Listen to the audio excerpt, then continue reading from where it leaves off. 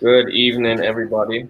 We are back for a Monday episode, American Hammer TV and Friends. A new name for Monday show, Hammered on Mondays.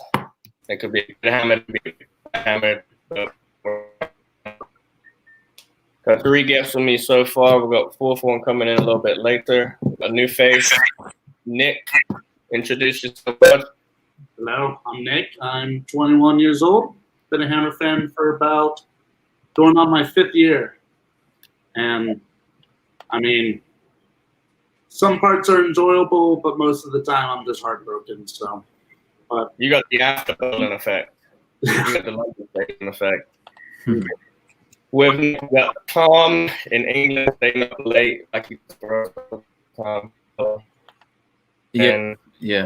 It's unfortunately it comes with the gig of doing or helping out on American Hammers of doing it late. But I'm sure you'll be awake shortly. Yeah, no. Yeah, I'm sure you may recognise me from Hammers Chat, but most of the people I'm sure who watch, or I know who watch, will know Hammers Chat. So unfortunately, I've been a Hammer for 25 years, and all of those years have been painful. So. Yeah. And then Mr. Mark in Philadelphia decided to join us a little late there, filling in. Thank you for coming in, boss. Yeah, man, no problem. Yeah, Mark, West Ham, Philly, Stows, Third and Market for anyone who's in the area. Looking forward to getting there. Shit, I guess this weekend. Fairly new Hammer fan as well. This is year number 4, I think, for me. What a fantastic 4 years it's been. Yeah, how do we get so to become West Ham fans? It's just every story is like the same. It's like, oh, like my friend was like a douchebag and he was a fan of like Man United, so I was like, well, fuck you, I'm going to be a West Ham fan. There you go. And then you're that's like how everyone's story is. I never got that choice. It was my dad, my granddad, everybody's West Ham. You're West Ham. I think everyone in England, whatever your family supports, that's what you go with. So, a few things to talk about tonight. Obviously, the board issues, what's been going on for the last few days. I put Steve and the gentleman yesterday. Sorry, the time to go into detail. I think we're all pretty much on board with and how most of the club is right. A lot of this is the power of Grady Diangana. How do you guys feel that affects us this year? And how does it look if you're an academy player coming in through West Ham, being told you're going to go out on loan and then come back and get your chance and then basically just get kicked under the tires? What do you think about that, Mark? How are we going to miss Diangana this season?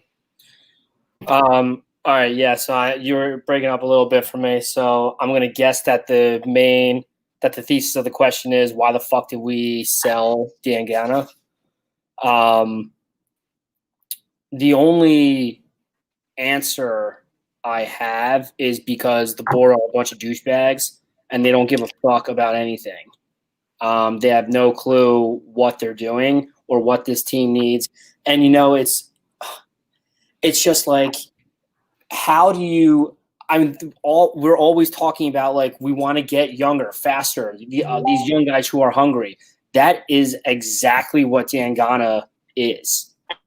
He's a younger guy who's hungry, trying to get on the pitch, trying to be in first squad, and we sold him. And he had a lot of promise. We were all super excited about him.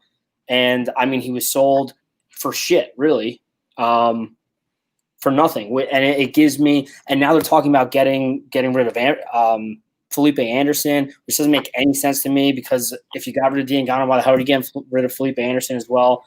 And it gives me – Tim has been screaming about this, that they're going to sell Declan Rice, and I've been adamant there's no way that they sell Declan Rice. I have no faith that they manage to keep Declan Rice, or anyone for that matter, of any value. I don't know. I just don't understand what this team is trying to do, or what the board is trying to do, or what they're trying to accomplish. As far as what it means for the team, I guess it doesn't mean a whole lot because the team, he wasn't there last year, so it's not making a difference to me. We're still gonna be shit. We're still gonna finish 15th, and maybe we'll try again next year. Tom? I don't know what to say really. I did a video on it this week, just talking about and trying to get my sort of thoughts and feelings out there as to the situation. And I can't quite get my head around it. I understand that sometimes you can sell your youth players and you make money on your youth players. Again, you're not taking a loss on them, so to speak. But I think there's youth players to do that with, and then there's sort of youth players not to do that with. And the Diangana one was kind of with everything going on, it was kind of one of those glaring, players that you just would not get rid of. I think it was completely ill-judged by the board. People particularly saying, apparently if you listen to certain websites that, Gold and Sullivan went over Moyes' head to do that, which for me is, you have to be showing faith in the manager to get the squad that he wants for the season. You can't be making those sorts of decisions for him. And also having Anderson as bad as he was last season, Diangana sort of come back from West Brom, a renewed player. He was playing down that left-hand side, not on the right-hand side. I think when he played down the right in that first sort of season for us, it was obvious that he was going to cut back in on his left all the time. But I think switching over to that left-hand side, he was so much more aggressive, driving to the byline, cutting back, trying to get assists, scoring across the keeper. He was doing it all year for West Brom. And then we saw him come back, and in pre-season, he was doing exactly the same thing to Allaire. And Allaire looked to be really enjoying getting that service. So for me, when you've got Anderson and Diangana, fair enough, they may not play every week, but they're pushing each other to be better. And I just, for them, especially as well, if we knew that West Brom wanted him, why we didn't raise the price to more than what it was as well. We shouldn't feel like we have to sell him to raise funds. We're a Premier League club. It shouldn't be like that. So West Brom apparently couldn't believe that they got him for as cheap as they did. And I mean, pretty much every West Ham fan is the same. It will go down as one of the worst bits of business or bits of decision making that GSB or the owners have had in their time at the club. It just, from whatever way you look at it, it just didn't make. And I'm not saying that Diangana would turn into a world beater by any stretch of imagination, but he was showing such good promise. And if you know anything about West Ham and the Academy of Football and all that stuff, you do not get rid of youth players that are starting to show. So yeah, for me, it was disgusting to see them go the way that they did with this one. It was just shocking. I want to catch on to what you said there. He went from a right wing to a left wing and showed he could do it on both sides. We don't have a natural winger, really, do we? I mean, it's kind of very exciting when he came back. What do you think, Nick? What's your take on the sell? I mean, I like how Tom touched on how we're known as the Academy of Football. And knowing David Moyes probably wanted to keep Diangana and wants to give Ben Johnson a run, all these youth players built around Declan Rice, and then just the board just goes, all right, West Brom, let's accept your bid before we even tell Grady about it. I'm sure you guys heard about that. Like Grady showed up to train and he was like devastated. And he was sad when he had to say goodbye to the staff that's always known as West Ham. And I mean, I'm still baffled that all the stuff just out of nowhere. So. I think as well, you just said there as well, we don't have a natural winger, Danny. And the thing is, we also lack a lot. Thankfully, the only person that's really brought that pace for us going on the counter-attack has been Jarrod Bowen since he signed. And he's been brilliant at watching him, getting in behind the fullbacks, being that poacher in and around the 6-yard box that we've needed. And he's looked fantastic so far. And we have lacked pace going forward for such a long time. So to now get rid of that, and I'm not saying that Anderson's not quick, but we don't see that because he can be quite lazy sometimes. So when you've got a youngster like Diangana who is busting the gut and giving his all 110% of the time, which he does, you now lose that element to your attack as well. And it just, whichever way you try and cut it, it's exactly the same. That it just makes no sense as to why you would get rid of him. Do you think it says something to the academy players and the youngsters that are coming through the ranks now? Do you think they're looking and thinking, well, these players with big names, are always going to get the start. We're not going to get a chance. Do you think that youngsters coming through while they're in charge are going to get a chance at this club? Go on, Mark. You know. I mean, Whoever. I just gave a whole spiel, so go on, someone else. I mean, would Go ahead. people in the academy probably like look up to Declan Rice being like, oh, like that's going to be me one day. Like I'm going to make my way through the ranks, be first team player. And then the scary thing is maybe they're looking at Diangana now being like, oh, that might be me. I'm not going to get the chance. Because how long was Diangana at West Ham? Like 12 years? Yeah, I think 10, 11 years, something up there, double digits. He's grown at West Ham, and he just wanted to prove himself and play for this team. And that's the same thing with all these academy players. But then knowing that our board doesn't give a shit about them now, that's what it seems like. It's probably very hard. What do you think, Mark? Yeah. What could the message possibly be other we don't give a fuck? I mean, what else is there? What else is there to say? I mean, no wonder why the only headline you ever hear about West Ham in the transfer window is, oh, West Ham missed on another prospect because no one wants to fucking come here. Why is that? Because no one gives a fuck. You got a bunch of jerk-offs up there calling the shots and running the show and doing like these crazy moves that make no sense. They have no value in seemingly any of their players, in particular their young talent. And we already know that their scouting sucks ass. So like, what the fuck are they doing? The message is stay away from West Ham because we don't fucking care. That's the message that they're saying to everyone. And it's not just youngsters in the club; it's to anyone who's available in the transfer window. Why the hell does anyone want to come here? Exactly. Yeah. Do you think it's one more payday for them? I think quickly, can I just say, because I think Nick actually made a great point at the start there, is that looking up to the players is the main thing. And I've always thought, and I said this in my video the other day, when you don yourselves as the Academy of Football, and you have every right to with the players that you brought through, but it always felt like when we entered a new era, you had somebody at West Ham to look up to. So for the likes of, I don't know, like Bobby Moore, and when they come through, you know, you had the next generation of Billy Bonds who would look up to them. And then you had like the Ferdinands who would look up to those guys, or Noble who would look at Lampard and stuff. That's always what we've been like as a club. And we've always given chance to our youth. And since we've shifted over to the London Stadium, it feels like we've just completely dropped that side of things, and we've lost all integrity and reason to have that. And I think it's a mockery that we can still have that slogan as we walk out the tunnel if we are just totally against playing and developing these youth players, because that's the thing with West Ham youth players. Whenever they come through, the only person in recent memory who I could say hasn't done that was Reece Oxford, who switched off after a game or two. But everybody else always gives 110% every single time. And the fact that you want to move away from that when it's been, you would probably say, the most successful part of West Ham's history of bringing those young players through is really concerning. Touching on another youngster, Josh Cullen, had a great game against Bournemouth the other day. We were terrible. Do you think this year he might get a little chance? Keep him in the squad? Maybe don't loan him out this year?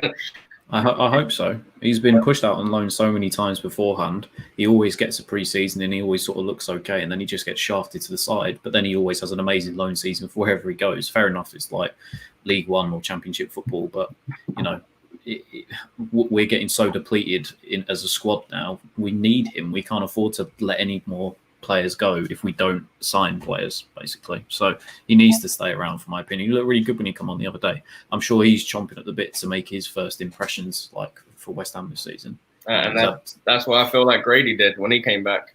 He showed what he could do, and you know, going to make a difference.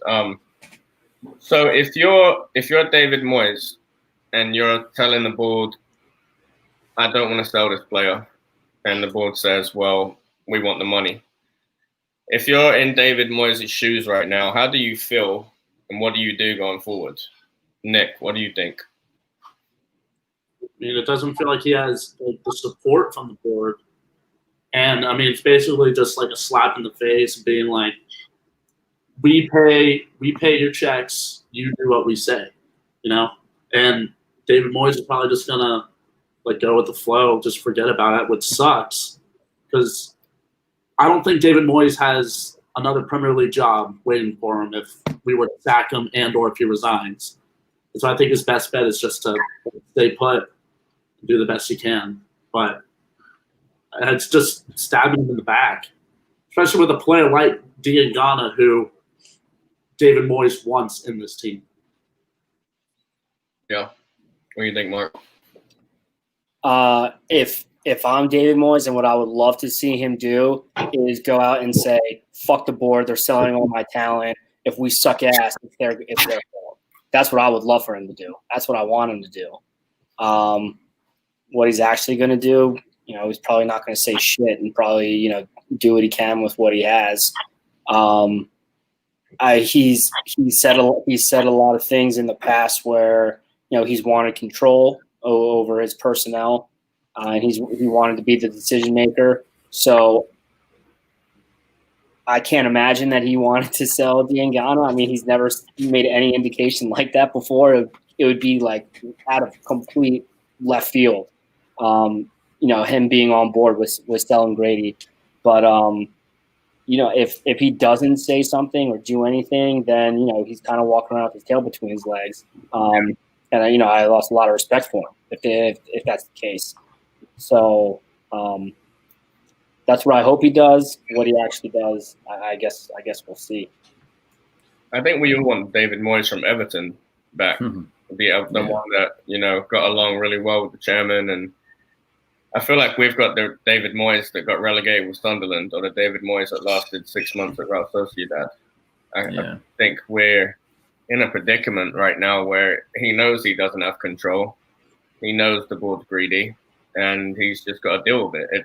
He's getting paid, and for now he's just got to kind of settle and say, all right, well, this is how it is, and we go again. I don't think he can afford to say anything though, because of all those failures that you just mentioned. I don't think that he can afford to, because at the end of the day, if he came out and spoke out against the owners now and they say, right, on your bike, mate, he's not going to pick up a job anywhere else. He really is in last chance saloon that he can prove himself in management, that he can actually try to bring a club back to what he did with Everton. So if he speaks out, he's going to, like Rebecca literally just said there, he has his hands tied, and I feel sorry for him because he can't openly criticise. And I know people say, oh, he's a yes man, and to some extent he has been in the past. But I think with this, like I said, if he speaks out, because by all accounts of what we've heard, is that David Sullivan is absolutely fuming with Mark Noble for what happened. So if Moyes was to speak out now and say something, I think that'll be it. It'll be gone. So I think he, like Becky says, he had his hands tied behind his back. So I feel for him in this situation. I really do. Because I think ever since United and what those fans did to his confidence, he's been dealt such a shit hand, basically. So at the same time, maybe he can't speak out because you're probably right. I don't know where he has a job. But who the fuck wants to coach this team? Who is out there that is saying, oh, yeah, I really want to coach that West Ham team? They really have a great organization going. So why is Moyes have his hands behind his back, tied behind his back any more than the board? What the fuck are they going to do? Bring in some loser from God knows where, and so we lose every game, and then they get relegated, and then they lose all their money anyway. I mean, the board needs Moyes just as much as Moyes needs West Ham, I think. I think he can get. Sorry, Danny, go on. Go on, mate. No, I was just going to say, I do think he genuinely, obviously, football's a game of opinions, and I respect your opinion. For me, I think that they're in a position where they don't care. We have already seen so many times, for example, what happened with Sunday Supplement over here in the UK. They didn't disagree with anything that Sunday Supplement said, but as soon as they criticised or defamation of character, we're going to sue you if you don't remove that. So they care more about their public image than they do themselves as sort of football owners or something like that. So I genuinely think if he was to say something, they would just get rid. They don't care who they bring in. They've already proven they don't care about the decisions they make and upsetting the fans and stuff. So for me, if he did speak out, I don't think they'd have a problem with just going, see you later, mate. Like, I mean, if Karen Brady, if what's reported is true, that she said to, oh, you're sacked, or that argument apparently that happened at the training ground or wherever the other day, I don't think they care enough. They'd rather save face and make sure that their public image is good, to the rest of the world, because that's all they care about at the end of the day. That's right. my opinion. Yeah, I agree. All they care about is money. That's what they care about. But if they get relegated, there is no more money. I think they'll sell if we get relegated. I think they'll say, all right, you got what you want now. They've got to be ready to take an £800 million loss if they do. Yeah, well, it's now or never, because unfortunately, I think we're in big trouble this season. I think we finished the season well last season, but the teams around us are buying players. Newcastle, who we play this week, have signed Fraser, Wilson, and Jamal Lewis is apparently set for a medical tomorrow. Sheffield United signed 3 today. Villa have signed. Fulham who just come up looking at goal. PSG and Real Madrid keeper. Everyone's doing stuff. West Brom obviously picked up Diangana, and we're the team right now that everyone's laughing at. I mean, that was GSP. GSP out, #1 trend on Twitter. You know the Tottenham fans and Arsenal fans are just laughing their asses off right now. We're the laughing stock of the league. It's just gone to shit. One more thing on Moyes, which is, like you said, Tom, the argument which has been discussed. I've mentioned with a few people today and spoke about. Will he be in charge this weekend? Do you reckon? Do you reckon he'll take the walk, or do you think he will? No, you guys think he'll be there? I think he stays for me. I think he stays. Just like I said, if he wants any job ever again in football, I think he stays. I would respect him if he did leave. Like if he did walk and he did speak out against him and he lost his job for it, I would respect him massively. But I don't think he can afford to, so I think he stays. Will he stay the season? Say again, Danny. Do you think he'll stay the season? No. No. Especially with our first 8 fixtures, like if we don't pick up anything against Newcastle, there is a good chance we don't have a single point until November. Like our running of games is super tough, and of course, people are going to look at, or at least the board will look at Moyes saying, "Oh, this is your fault. Like you can't manage this team," but he's not getting the support he needs. I mean, I could easily see him getting sacked if we start the season. I hope Wally's. I hope he's trolling. I hope he's been drinking tonight. It is hammered on a Monday. Why not? It shouldn't be like that, though. We shouldn't have to raise money for funds. We're a Premier League club that's been there. We pay £3 million a year on our stadium. We rent it. It's like a broken record. Like, where is the money genuinely? Because no other club has to deal with this, and they pay for their stadiums. So it's something stinks about the whole thing. It really I think the most depressing part about this sell is if we do need the money and we did need to sell, why do we not sell players that flopped last year? Why do we not sell the players that are worth more? Why are we selling the players that were sent out to prove themselves, came back and did prove themselves for 2 or 3 games, and are young and hungry and want to play? That's my that's what upsets me the most about it. That really, I mean, that's depressing to me, really, a lot. And I think it's that the way they view it is that if they sold a youth player, they'd be making money on it. But if they tried to sell Anderson, they're not going to recoup the money for what they sold him or bought him for. That's how I view it, anyway. I think anything we got off Anderson would be a profit. That was terrible last year. Nice. I want to sell him real bad, but I guess that's not happening anymore. I mean, maybe it still will happen. Who the fuck? Well, maybe it was a week. And the way this club's run, I mean, you offer David Sullivan a bag of gummy bears, he might take it for someone. It's just greed, really. But so, like I said a second ago, everyone around us is doing stuff, and we're not. Are we a bottom half team again this year? Are we battling relegation? Without question. I think we'll be lucky if there are 3 worse teams than us this year. That's what I was trying to figure out earlier. What teams are worse than us right now? I mean, we saw Fulham last time they came up, spent $100 million, went right back down. Villa came close, like big spending weren't any promising. So I mean, that could happen again, but at the same time, it's West Ham, and we can just go to shit all year. Yeah. What do you guys think? Yeah, I think right now, especially after what we saw at the weekend against Bournemouth, I know it was pre-season, it was the famed Betway Cup, but I think it was more the body language of the players and stuff. And obviously, you're without Suchek going into this weekend as well. We've got a thin squad. If we get injuries in certain positions, like Allaire going down or something like that, we're in big trouble if we don't sign any players. And we've still got the gaping holes that we had last season, and we've still not addressed them. So, yeah, for me, I'm struggling to think of one or two teams worse than us, and I think we'll be in the bottom three by Christmas. And we've got a serious chance of being relegated this season if we don't act now, basically. This marks the first year where I'm not excited for the season. I know it's only been a short run, but this is the first season where I could definitely wait a little bit longer for the season to start. At best, they're finishing 14. I just don't. The team is still shit. They still fucking suck. They haven't done anything. They literally got worse. They're the only team in the league that got worse. The only one. I'm gonna remain optimistic as a West Ham fan. I think that's all we can do. My thing is other teams are buying players, but they're gonna have to get used to playing with each other. Our thing is we can't play with each other, but we've been playing with each other. Maybe the chemistry will get there this year.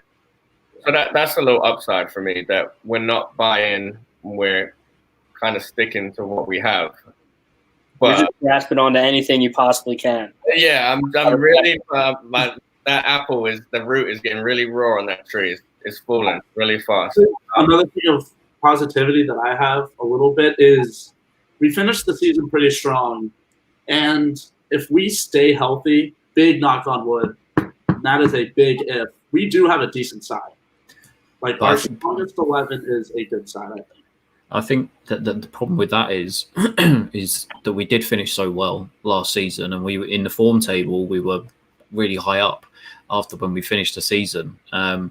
But that's the perfect time to capitalise on it and build your squad and try and strengthen it even further. There were glaring issues going at the back end of last season, even though we won games. Thankfully, we were scoring a lot of goals because of Antonio, but the defence was still shocking. And the fact that we haven't addressed that, and we haven't, and the thing is, it was probably a confidence booster for Moyes, because all the players were looking up to him. We saw when Rice scored that absolute screamer, he ran over and he celebrated with Moyes, and the players apparently took really well to David Moyes. That was the time to back the manager and give them some sort of money. I'm not talking a lot, because if you listen again to some sources, the market is flat, or some people have said, but clearly, if you'd have given him even 40 million, you could have seen like some of the players that have signed, like potentially with Lewis going to Newcastle for 12 million or something stupid. A couple of years ago, a year or so ago, he was quoted for 40 million. So even if you'd have given him like 35, 40 million to spend and said, go and do your worst with that and see what you can bring in, I think we would have been all right. But we haven't done that, unfortunately. So I'm seriously worried. Seriously worried. Maybe it's just because I'm from Philly, so I only know how to be negative. But after we came back from the break, the form that West Ham was in is like the far outlier. Like that was the only reason that they were able to be on that form was because Michael Antonio, out of fucking nowhere. Danny, remember we were shotgunning beers for every goal he scored. I mean, it was unbelievable what this guy did. And it's never going to happen again, ever. He was the sole purpose that we were able to avoid relegation. It's never going to happen again. Our outside backs are still atrocious. Fabianski is getting a year older, which has been my biggest thing. Is that Fabianski is only getting older. He needs more help than ever, and we're not doing anything. So I totally agree with Tom that they were on a team high, and I really think that they were coming together. But I mean, the shit that performance by that team will never ever be replicated ever again. I hope that you're talking about Antonio saving us will never happen again, because shotgun and beers is definitely happening. Of course, it's just that we're going to have to start shotgunning beers when we get scored on, so that we could actually shotgun beers. Yes, exactly. Every game we lose, we shotgun a beer. Yeah. Yeah. We'll be drunk by the end of the season. That was a good day. That was good morning. Good morning. All right. Do we need? Sorry, we've been talking a lot about wingbacks, defenders. Do we need another striker? Do we need backup for Haller and Antonio, knowing that Haller did not perform last year? Antonio is injury prone and is not an out and out striker. Is signing a striker any kind of priority right now?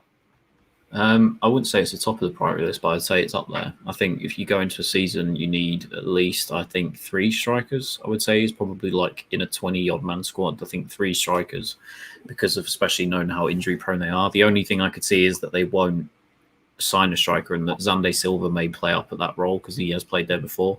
And I saw he got included in like the West Ham squad numbers today. So if he plays a lot more this season, and they look to bring him through, maybe. And also you've got a couple of good youth team players that, dare I say, if they even got a chance to play, that have been very good for the 23s. So I think obviously this is what annoys me so much, is that obviously the wing backs have been such a glaring problem, and even Bournemouth exposing them both the other day, and yet we're willing to spend 27 million on a position supposedly that is not needed right now. It just couldn't make it up. You really couldn't.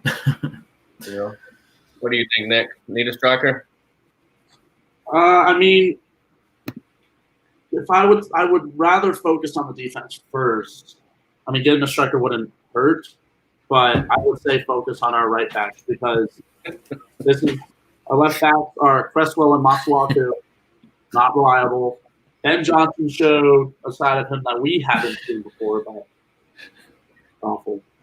But it wouldn't hurt. Yeah, I'm sorry, guys. That comment killed me right there. That is unreal, Charlie.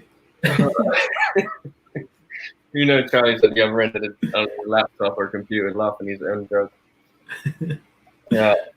All right. God, you got me there. Completely off. All right. We've been talking about in the chat.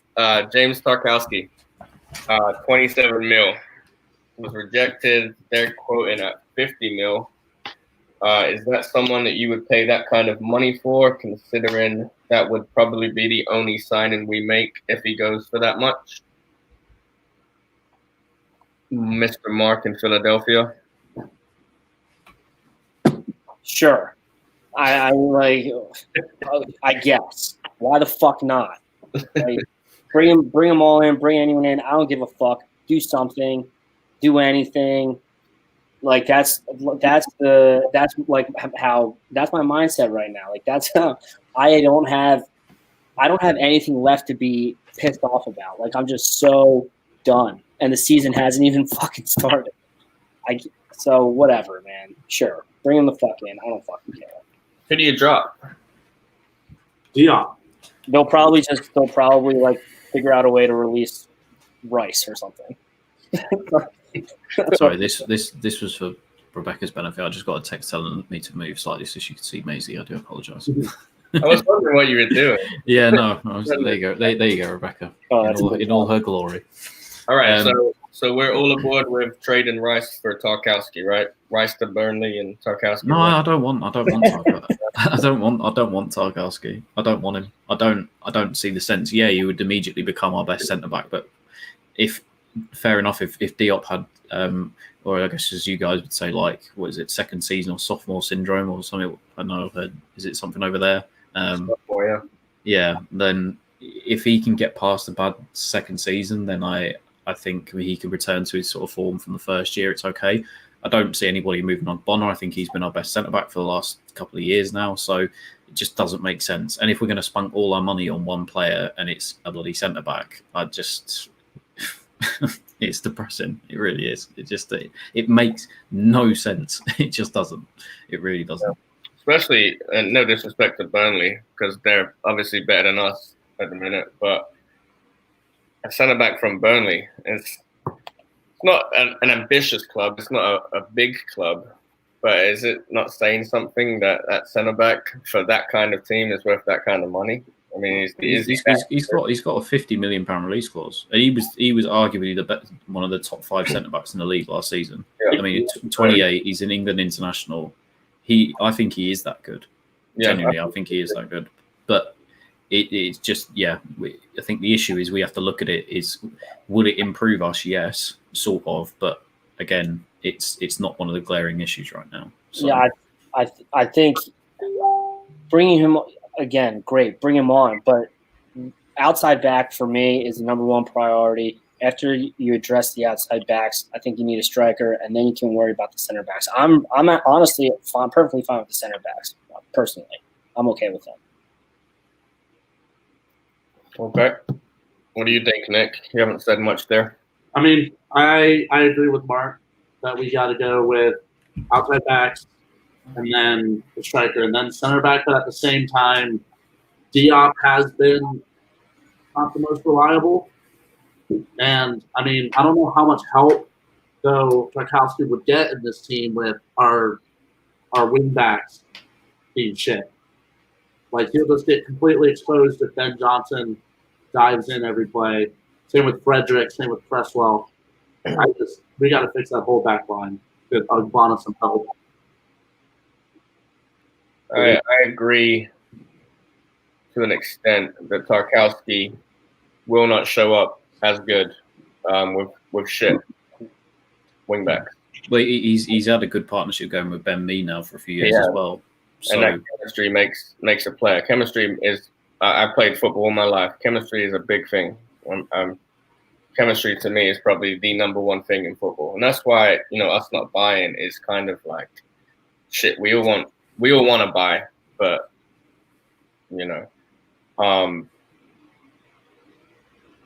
So Jared Bowen changed his number today. Has anyone ordered his jersey? Yeah.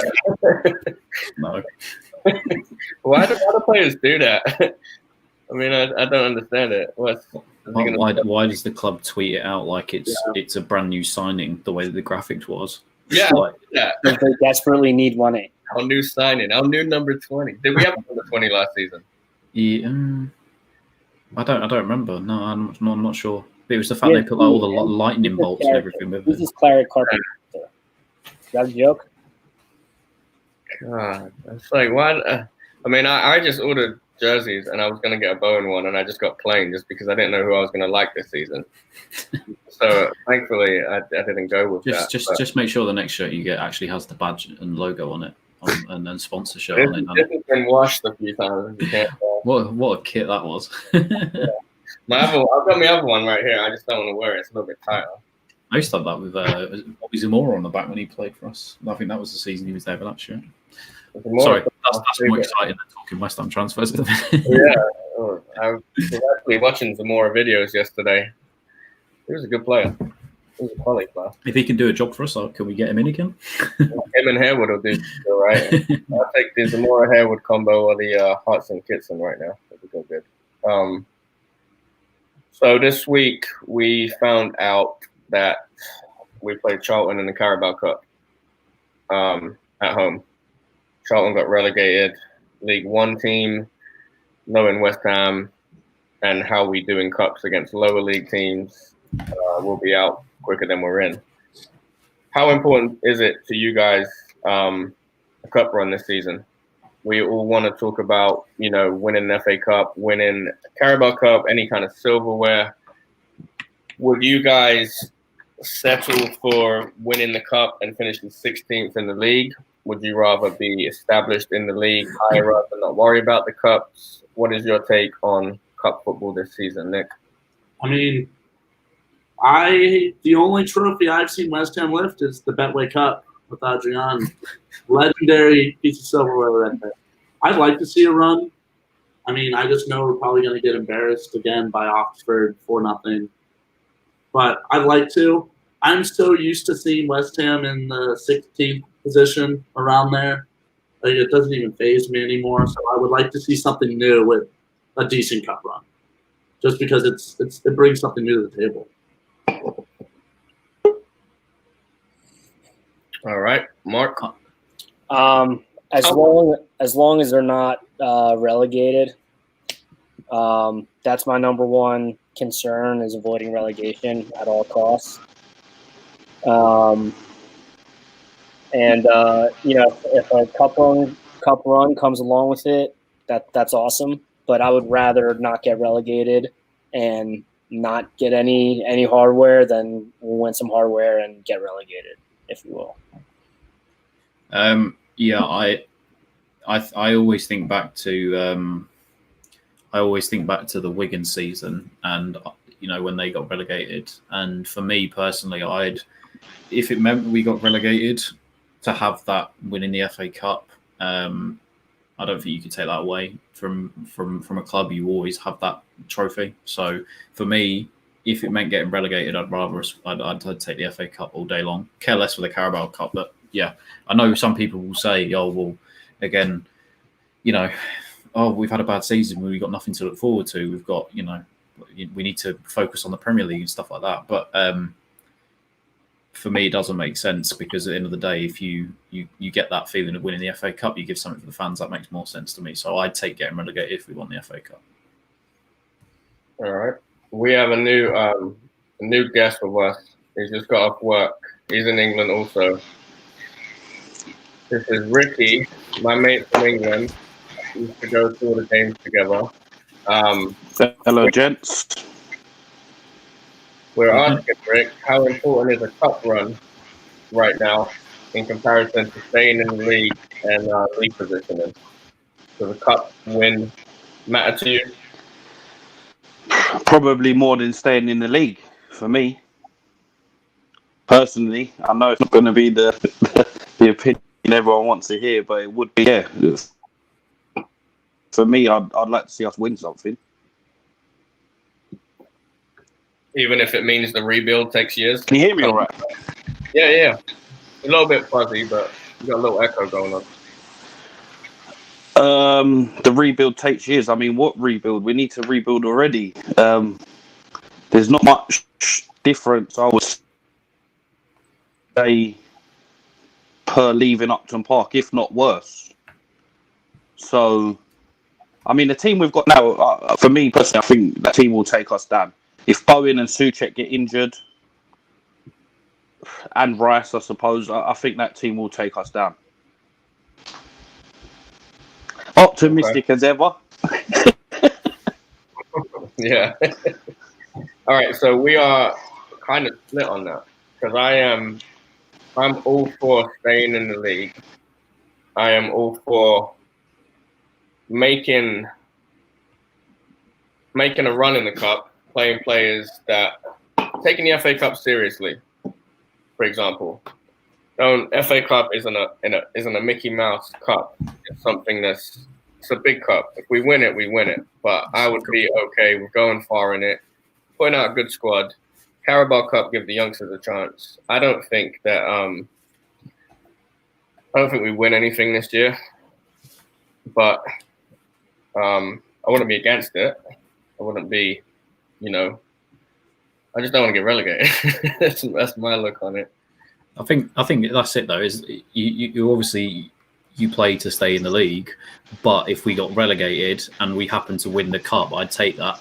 That is what I'm trying to say. Like, I'd take that just because it's that silverware that we haven't had in so long. So yeah, and you can't take that away from a team of winning the cup and that feeling of winning the cup. So, and again, if you ask Wigan fans at the end of the day, is it the be all and end all of being in the Premier League where they're at now? No, but they beat Man City in the FA Cup final and they remember that. So yeah. Yeah, I don't think that I think if we go down, we don't come back up for a while. It's just we look like if we go down, we're going to be next Bolton or Stoke or Hull City, which is the way we look at it now. To spend all this money, we've moved into the big stadium, expanded the stadium, but we lose all of that basically if we go down, which is terrifying. Because I don't think I'll enjoy football if we go down again. I don't think I'll ever enjoy West Ham again, as much as that hurts to say. If you go down, you have a window this big to get back up, and if you don't get back up in that window, who knows? You're fucked for however long until you figure it out. And the people we have right now are not going to figure it out. Guarantee that. Yeah. By people, I meant the board and owners. I just feel that this is the mindset that they've put on us now. Stay up with minimal outlay. So we're already going into the season. Hopefully we stay up. We don't get relegated. The mindset that's put onto the fans is surely getting put onto the players as well. So, I mean, already walking into the season without the kick of the ball, it's like doom and gloom. Yeah. Are you guys with what Mark Noble did with the tweet? Yeah, everyone. Yep. But I'm glad he did it. Do you think that the Bulls take action about that, or have tried to take action about that? I mean, do you guys remember when he done the speech last game at Upton Park, and he said this club is not run by clowns anymore. It's not a Mickey Mouse team, and he's basically, they've made him eat his words because they've made Mark Noble look like a Wally, and I think he's just had enough at this stage. You know, you're this loyal to a team for this many years. You want what you want, and you get what you're given, and he's not been given much. What is your take on his tweet? I mean, literally everyone. I could name probably 6 or 7 players that have gone against the Bulls this week. What is your take on that? Like, how negative is that going into the season? Personally, I think he's just fed up. He's backed them, even the point where the Burnley game, he was even throwing fans off the pitch. Like you said, the last home game when he said we're not run like a circus anymore. And I just think it's like what you just said. He's been made to eat his words. The fans have got onto them so much that now is. I think he's come out to be a fan instead of a player right now. I think he's shown that he is a fan as well, and I think he's had enough. And another thing to that, I really don't think that was Moyes' decision. Sorry.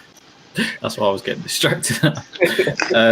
Yeah, no, it's. I think when obviously, and I think Gio put this really well, obviously on Hammers Chat when we do our videos and stuff. Gio on Cup of Tea tonight said he lost a lot of respect with the fans when he did what he did, and obviously going out and speaking and saying what he said, it was always felt like he was appeasing to the owners. So to see what he did the other night on social media, and he, of course, club captain, he has every right to be annoyed, but he brought that unity between the fans and how they were feeling and the frustrations that we were feeling. Obviously, you can't come out and say GSB out and all the stuff that goes with it, but to see that he finally came out and was frustrated by it was probably one of the best things I've seen in such a long time. And I think this didn't just occur because of what happened with Diangana. I think this has been building since the Jeremy Ngakia situation. I think that, he clearly, certain players felt a certain way about why Ngakia didn't want to renew his contract. And I think we can see why now. And I think this was just the straw that broke the camel's back, and it was like, right, balls to the wall.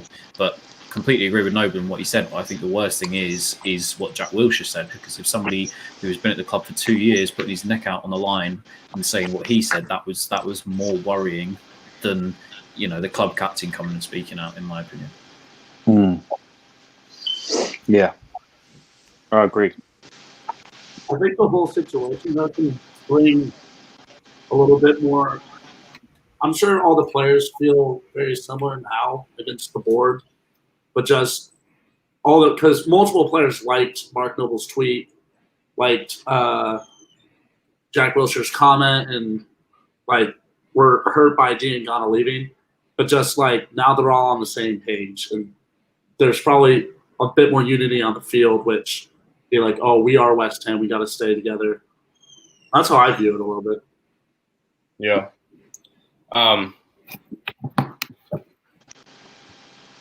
So we've got a few clowns in the chat from another team trying to figure out who they are, but don't know how to block them. Oh man, God. Who said something earlier that I was laughing at hard?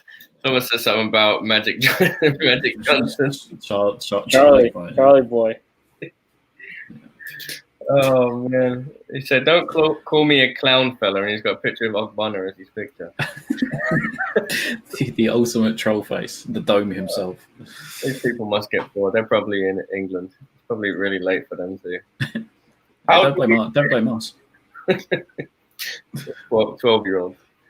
How do we feel about Newcastle this week? How big of a game is it, knowing what we got coming up after that? 7 games after that, we're not expected to get any points. I mean, how important is Newcastle? First game of the season. It's incredibly important. Got to start it off the right way. If you're going to lose, at least, look like you give a fuck. Try hard.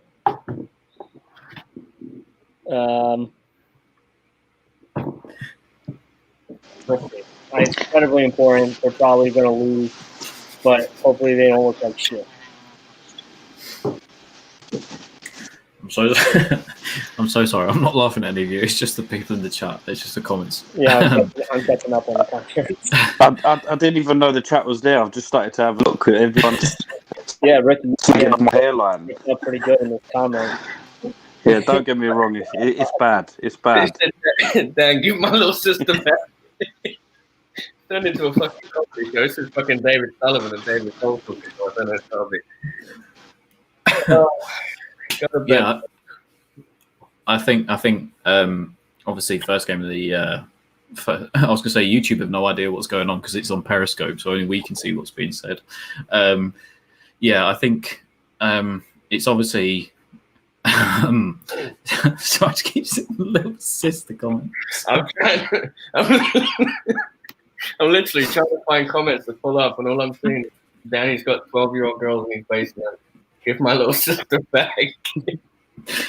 I think obviously first game of the season is massively important, and I think if you looked, like I said earlier on in the show, I said if you looked at the body language of the players the other day, and obviously after the whole situation had happened, players didn't look right, and I think the fact that we don't have Souček available because of the whole COVID thing, the squad's depleted, the squad's thin, there's no confidence. The players that feed off of what's happening around them, and players, sales and whatnot, especially for how good they looked in some of the games in pre-season. So, yeah, I think because of what the fixtures look like and the run into October, November time, I think you lose that first game.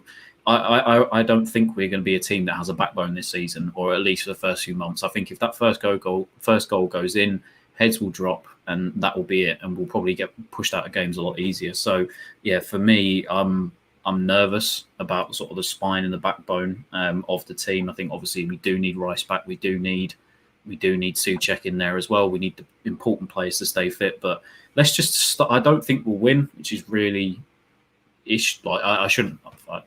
We're playing at home. I shouldn't feel like that. But I don't think we will win. But we really need to set ourselves off on the right foot to start the season. So for me, it's a must-win game because of the fixtures we have coming up. But I really feel like this season, if we start to go 1 or 2 goals behind, I think the team will just drop tools and we could be in real trouble, like in a lot of the games that we play. Thankfully, fans aren't allowed back in for a while, so it kind of negates that effect of it. So if that plays any part, but yeah. Do we know when fans are allowed back in yet? I think it's like October, maybe past then. I think West Ham have said today they're going to be one of the first clubs to trial fans coming back in. So which could be interesting. They just need more money. That's probably where I can come. Did COVID testing. I'm pretty nervous for Saturday. Hopefully we don't show up how we did against Bournemouth, because I know that's preseason, but we were shit all game. And Callum Wilson loves a goal against West Ham, and as much as I hate him, he'll probably be deadly. And I'm scared the way Bournemouth tore up our defense. St. Maximin and Callum Wilson, I think our defense could be in serious trouble. Yeah. What do you reckon, Rick? Did anyone see Callum Wilson's interview today? Talking about West Ham. Yeah, he's going to score against us. Harry said he loves playing against West Ham. He always scores against us. Yeah, needs to fuck off the Inter Milan with Romelu Lukaku. What do you reckon, Mark? How are we feeling about Newcastle? And they're probably going to lose, and they'll probably look like shit doing it, and it's going to,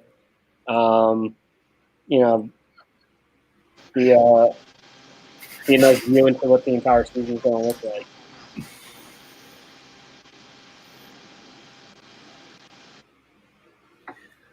It's gonna I'm gonna put a piece of paper over the chat right now.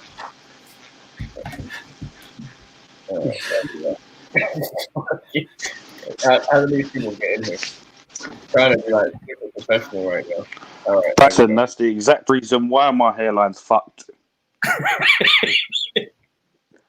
So that's the exact reason why my hairline's fucked. Oh man, I can't see Tom now. There we go. That's all right. It'll benefit you. Is there anything that you guys want to touch on, topic-wise?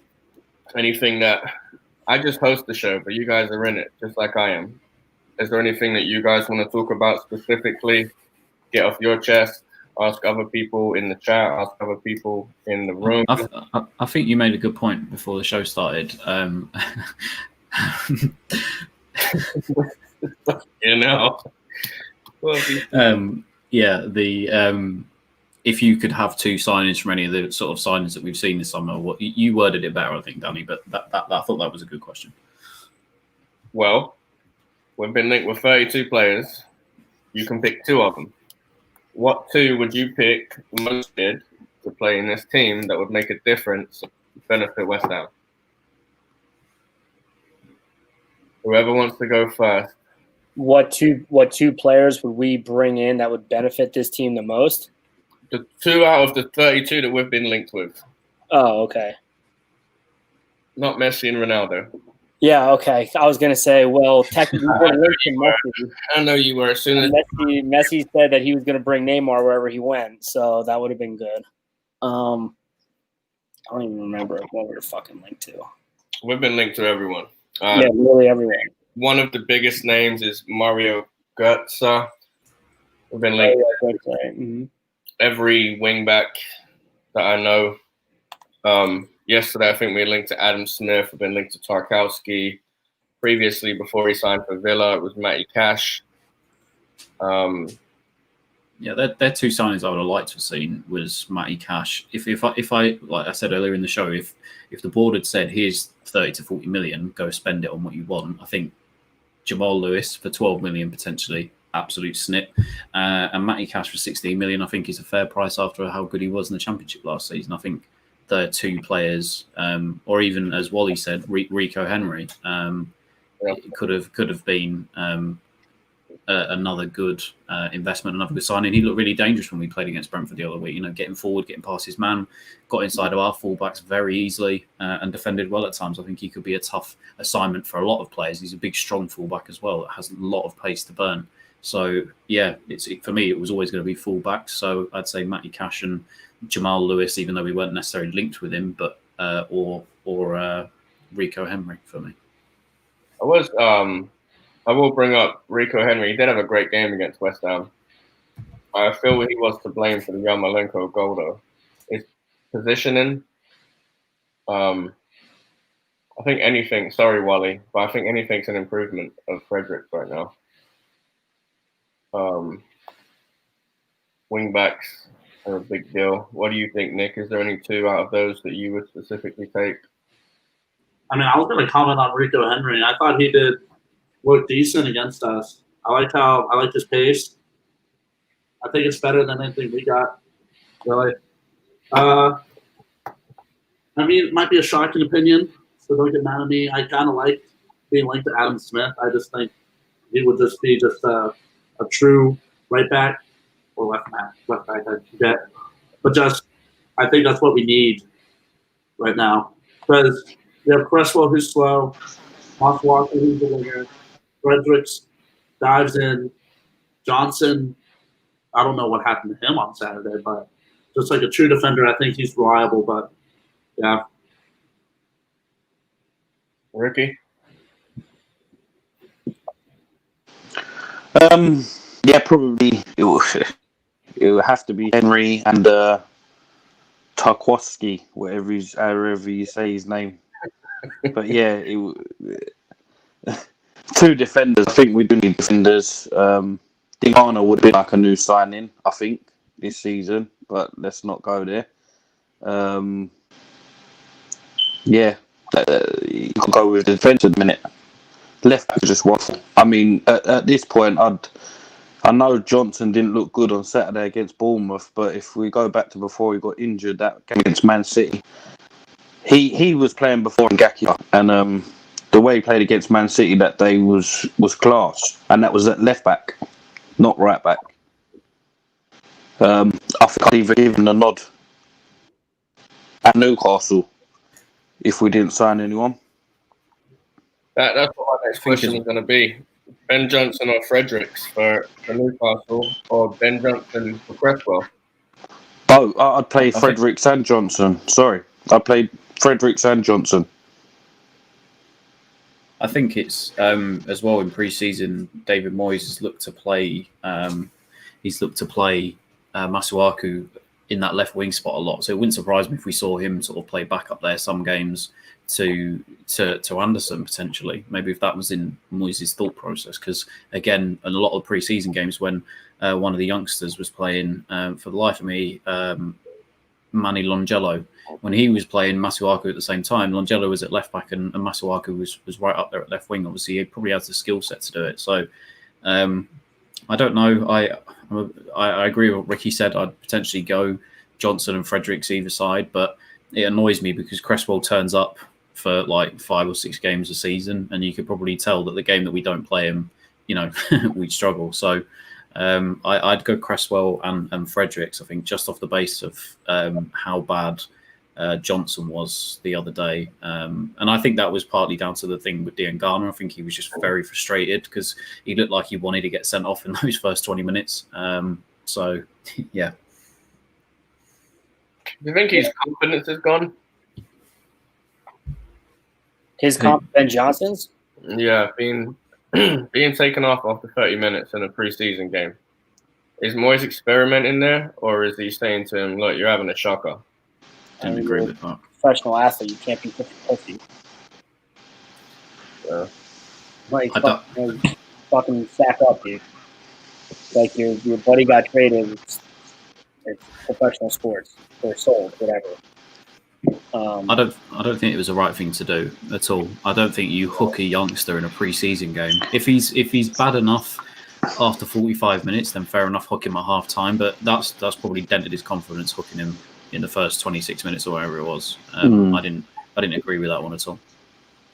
Yeah, I think that was very wrong. He had a bad 30 minutes, and that's his worst 30 minutes as a West Ham player. So if you're gonna have a bad 30 minutes, I'd rather you do it in a pre-season game that means nothing. I hate Fredericks so much. I would still rather move forward, even after that 30 minutes. I would still rather move forward with Ben Johnson and Cresswell, if that's what we have to move forward with. Because I just hate Ryan Fredericks that much. Listen, I mean, he had a shitty 30 minutes. He got pulled. I don't think it should do anything to his confidence. I mean, you gotta, be a man, dude. Like, you got pulled out. Don't worry about it. Yeah. What do you think, Ricky? What's that done to his confidence? His confidence, did you say? Yeah. Taking him off after 30 minutes. What's that done to him? Yeah, I mean, he lost his head a bit, didn't he? There was a couple of bad tackles, I think, within the space of 5 minutes that he made. And the first one was a yellow card alone, and then he got the booking on the second one. I think he looked way out of his depth. But then again, you go to that Man City game coming up against much better players. He held his own. And people was ranting about him, and he got that injury, and Ngakia came in and sort of stole the show. But now he's gone. I don't know. I'd just like to see Ben Johnson given a chance. You can't write him off after that pre-season friend, for sure. I mean, especially because it was really the day after an academy friend, Diangana, was sold and stuff, or like the news broke. and he was probably like lashing out a bit in that too. But also Moyes probably part of him wanted to take him out so he didn't get a red card and or hurt someone else. Like I don't think he yanked him because he was playing only bad, but it was he easily could have got a red card that game. Probably within 5 minutes of when he got subbed out, he could have easily got a red card.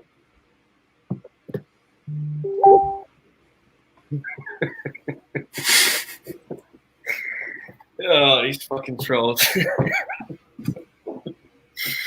Alright, I don't know how we banned non-West Ham fans from this shit. Alright, so what formation are you starting for Newcastle? Would you go with a back four and then mute yourself, Tom? Every time you laugh, you fucking make me laugh. What formation would you go for Newcastle? Nick, I'm gonna start with you so I can stop talking and breathe. I mean, I don't know if Moyes is going to try to put Antonio and Allaire up top together, but I was thinking maybe just a 4-3-3, 4 in the back, midfield of probably Rice. I would say I don't know if Cullen might get the start. I thought he did decent against Bournemouth, but maybe Noble, Fornals or Lanzini in there, and then Antonio up top.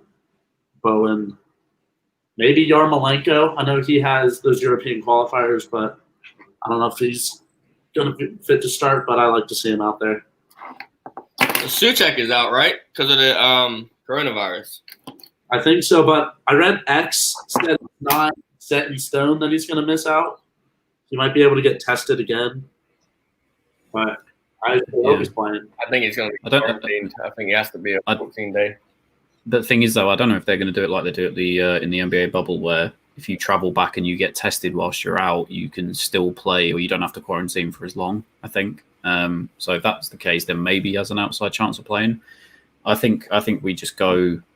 If Antonio is fit, I think he will go something along the lines of potentially for sort of.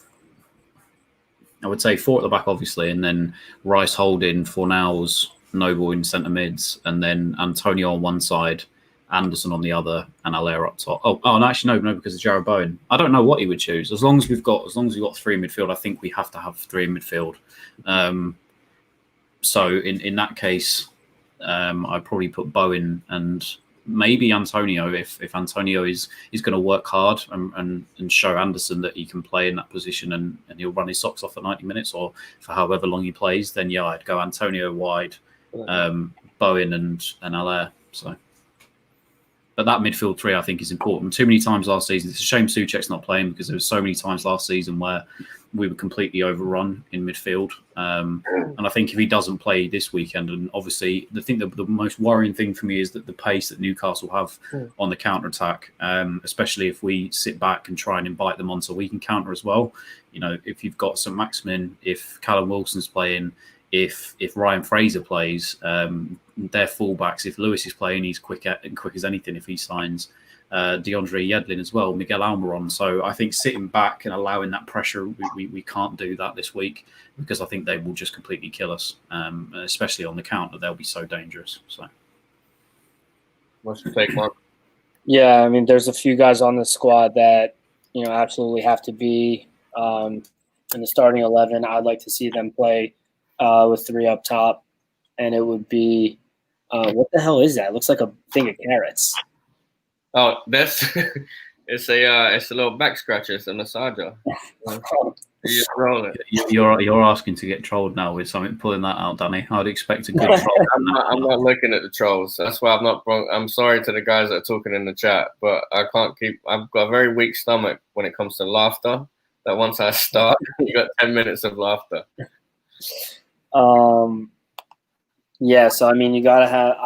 I would run Bowen, Allaire, and Antonio up top, and then I guess in the midfield you'd run Souček, Declan, and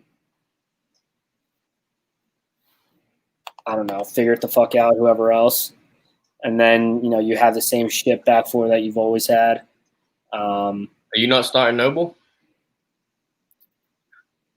Yeah, I mean, I guess you can start Noble and then pull him after 60 or 70. Or bring him on with 30 or 40 left. Either way, that's the direction you're going to go. But as long as it's Souček, and obviously it's going to be Declan Rice, it's going to be those two. The third, I suppose it'd be Noble, but I don't know what he's going to do. And then again, the back four is going to be the same shit that it's always been. Probably going to be Fredericks, Diop, Ogbonna, and Cresswell. That's probably what the 11 is going to look like. I'd imagine Noble's going to get the start. Yeah, he's got to get the start. Ricky, what do you think for Saturday? I noticed the first two preseason games he played 4-3-3. The two games we played on the same day, and then against Bournemouth, I think he tried to go 4-4-2 to start with Antonio and Haller up front, and that don't think that worked too well. I don't like Fornells on the wing for starters. He's not a winger. I played a 4-3-3. Fredericks, Johnson, Diop, and Ogbonna. Noble and Rice. I'd actually like to see, instead of Fornells, I'd like to see Anderson in there, in the middle. If he can get back, I'd like to see him in the middle. I'd like to see him behind Haller somewhere to play make, especially against Newcastle. This is one game out of the next few, however many, you've half got a chance of winning. After that, we're banging trouble. Antonio on the left, Bowen on the right, and Haller up top. That'd be my team. You were missing a player. You were missing one. What'd you say? I said you were missing one player. You went Rice, Souček, then you went Anderson, Bowen, Antonio, and Haller. No, I said Anderson. Oh, but Noble. Yeah, Noble, Rice. I don't think Souček's going to play, is he? Otherwise, it would be Souček and Noble all day. Yeah, I mean, Souček, I think, is the obvious starter besides Bowen all day. All right, well, we've been live for a long time now. Is there anything, again, that you guys would like to talk about? Going into this week, I think Lee's going to do a show Wednesday. Probably talk a little bit more about Newcastle, get predictions and everything. Got Hammer the Point tomorrow night with Ray, myself, and Charlie, I think, at this moment in time. What time are you on tomorrow, Tom? Don't know. It's not my show. I've just been asked by Ray if I want to come on, so I imagine 1 o'clock. Be there when I'm there. All you guys are in England, aren't you? Yeah. Well, Charlie's in London. I'm up north in Leeds, and Ray's in Liverpool, I think. So yeah. All you guys are starting at 1. Oh, bravery. We haven't figured out how to do the daytime shows, I think, yet. Yeah, maybe a little bit earlier on some of these shows. Irish Tommy and Chris got it, so there you go. Yeah. All right. Well, if there's nothing else that you guys would like to talk about, I've pretty much gone over everything that I want to talk about. Thank you for letting me in. I think I need to wear your hat next time, so I don't get done by the trolls.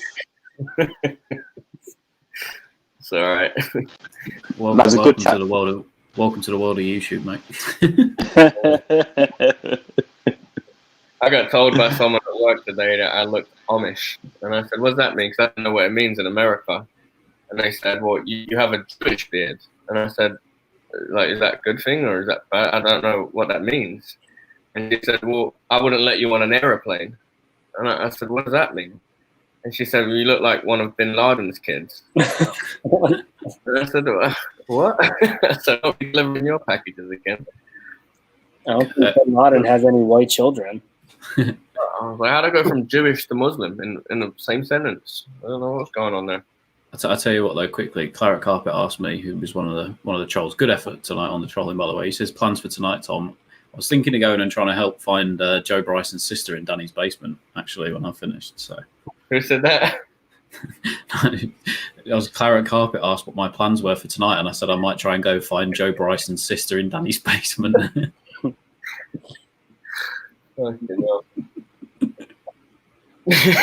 Nick looks like he eats Play-Doh.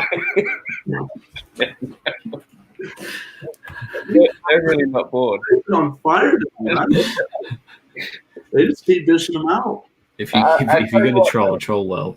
I'm gonna thank the trolls, because tonight was supposed to be a negative show, and you guys have made it semi-funny, semi-good attitude. We don't listen to none of your shit. We're West Ham. Fuck off. We don't like you. We got an Eagles fan in here and a couple Cockney boys and a new guy and someone looking fucking Leeds. Have at it. But yeah, so I'm gonna jump off here. We're all gonna jump off. Thank you everyone in the chat room for joining in. Thank you everyone that joined me this evening. I'll talk to you guys off air. Shout out Wally. Shout out Wally. Wally's on his 69th drink, right, Wally? 69, your number. I guess until Saturday, when it all goes to shit, it's come on you irons, right? There you go. All right, come on, boys. There you go. Hey. Go on, guys.